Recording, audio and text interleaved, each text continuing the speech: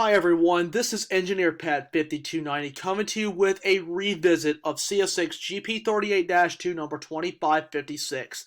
I was actually able to go back recently and get some really good photos of the engine just to take a look at some of these photos.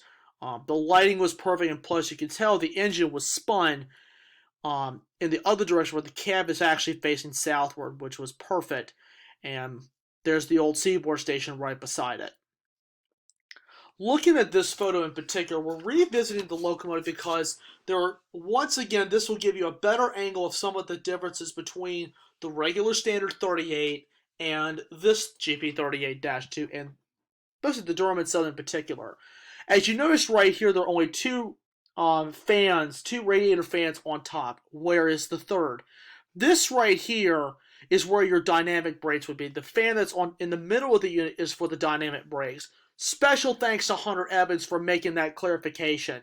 And of course, the half-size fuel tank, not only to provide lighter axle loading, but they actually used lighter rail. They actually used 75-pound rail. Mainline rail nowadays is about 132 to 136-pound rail per friend of mine. But the Durham and Southern decided to go with a fuel tank that's about half the size of a regular to keep the train on the track and cut down the weight of the locomotive.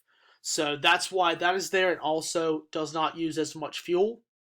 And it's also for lighter axle loading, like I said earlier. And the radiator fan is obviously just one big grate instead of two separate grates on a regular traditional GP38-2. It's in YN3B, as you can clearly see here. It's got probably underneath the Bicentennial paint, the SCL paint, CSX YN2, maybe YN3, and even now YN3B, and it looks really, really pretty. The Durham and Southern was a cool railroad, and I talked a little bit about the history in the last time we looked at the unit. Let's talk about more of the locomotives that they had. They actually had a bunch of Baldwins. The DRS 44 1500s, they were numbered from 362 to 365, built between 1947 and 1948. It also had a Porter 80-ton switcher number 500 that was built in 1944 for the U.S. Navy. They even had a few RS-12s from Alco, number 1200 through 1202, and those were built in March of 1954. Now we get to the GP38-2s that they had. They only had 4 GP38-2s on the entire roster. This was the whole railroad. Number 2000 through 2003. All 4 of them were built in December of 1972.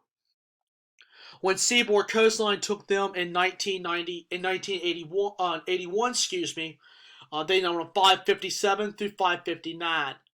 And number 2000 became SCL 556, then later became Seaboard's 2556 through 2559, and that later fell under CSX as 2556 to 2559. So that was the whole railroad, and they served a lot of towns in North Carolina, and there's very little of the trackage still left, so most of her home rails are gone, but not forgotten. This is a railroad that nobody talks about anymore because some rail fans forgot this railroad existed. So, it's a very nice, handsome-looking unit, and it's a very unique engine because there are not a lot of GP38-2s out there with these modifications. As you can see, there's the ambulance in the background, so it kind of adds some photos to that, to add a little bit of detail with this photo. This is one of my very favorite photos. You've got a local fire station and an engine that's serving the local industries in this area. So this is actually one of my very favorite photos I was actually able to get of this unit. So just thought I would go back and revisit this. For their horns on the GP38-2s, I believe they were RS5Ts. I'm not sure, but this one has long been replaced with a K5LA. But I thought we would go back and take a look at this engine again. It has ditch lights on both the front and the back. So because CSX went back and did ditch lights on some of the older EMDs, even the 40-3 rebuilds, GP40, GP38, and SD40-3s. All the Dash 3 series have got them.